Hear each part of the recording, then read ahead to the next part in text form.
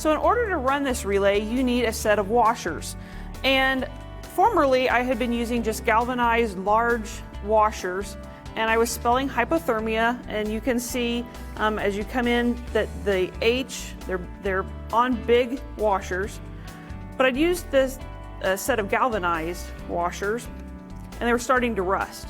So I've recently purchased a set of stainless steel washers, and I have printed the letters again using a Sharpie, so very simple. I put hypothermia on 2 sets of washers. One's in red, one's in blue. You can add more sets if you have more relay lines that you want to run.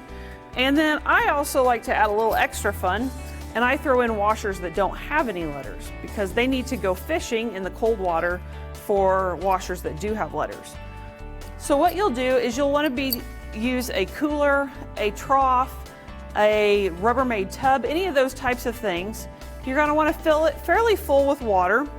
You'll put ice in it. Keep in mind, if it's a warm day, you'll have to restock this on a regular basis and make sure that the water stays really cold and that you have ice in it. And then what you'll do is you'll take your sets of washers, you'll dump them in, and then set up your relay.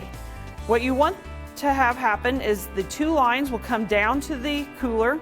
They will dip their hands into the very cold water, and they'll go looking. You assign them a color, and then they'll run back to the beginning of the line.